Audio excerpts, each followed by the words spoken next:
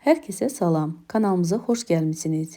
Əgər siz də çox ləzzətli göbələk yeməyi hazırlamaq istəyirsinizsə, elə isə videonu sona qədər diqqətlə izləyin. Öncə marketdən aldığım 500 qram göbələyi təmizləmə ilə işimə başlayıram. Göbələklər çox da suda qalmalı deyil, çünki çox suda qalsa göbələklər su çəkir və bişirən zaman tez qaralır. Onun üçün axar suyun altında tez-tez üzərlərini yaxşıca yuyub və mətbəx salfetinin arasında qurulayıram.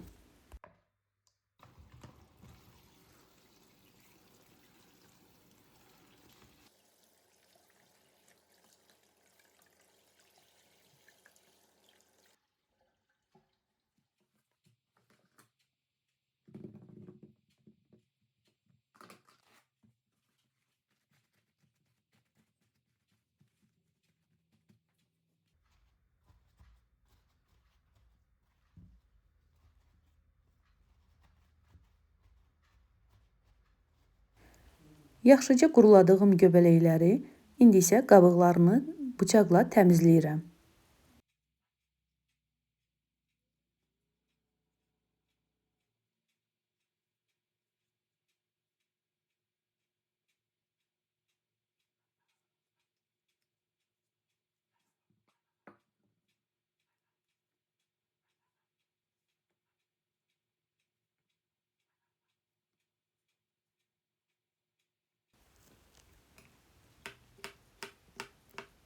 İndi isə təmizlədiyim göbələkləri kub-kub doğrayıram.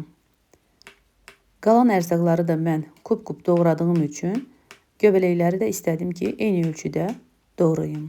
Siz istədiyiniz formada doğraya bilərsiniz. Göbələklərin hamısını doğrayıb qurtardıqdan sonra qaba əlavə edirəm və keçirəm 2 ədəd bu cür toyuğun sinə ətində kub-kub doğrayıram.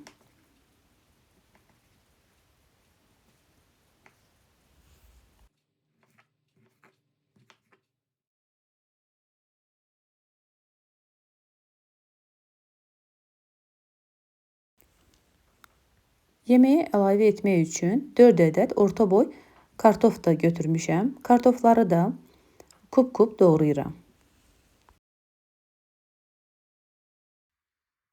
Kartofları da doğrayıb qurtardıqdan sonra qazın yüksək ateşində toyuğun sinə ətlərini qovururam.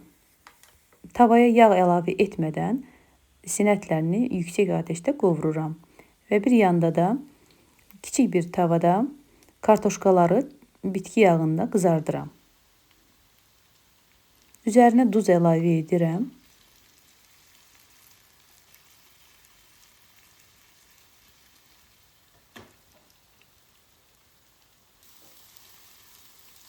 Ara bir də bu cür tavanı sirkələyib qarışdırıram. Toyuğun sinə ətləri də suyu çəkilib qızardıqdan sonra başqa bir qaba götürürəm və həmin tavada göbələkləri əlavə edib, göbələkləri də az ateşdə qapağını örtüb biraz bişirirəm.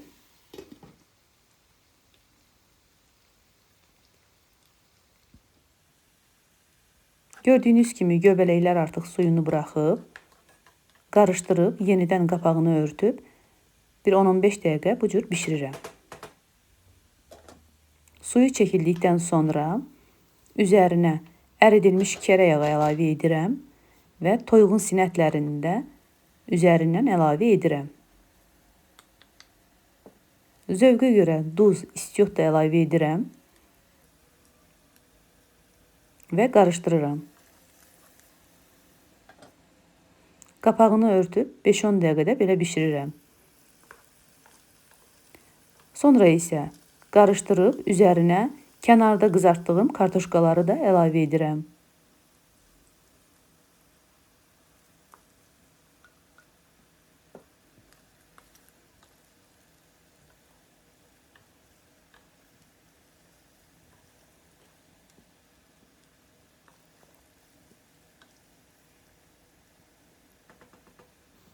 Biraz belə qarışdırdıqdan sonra qapağını örtüb 5-10 dəqiqədə vam ateşdə gözlədirəm.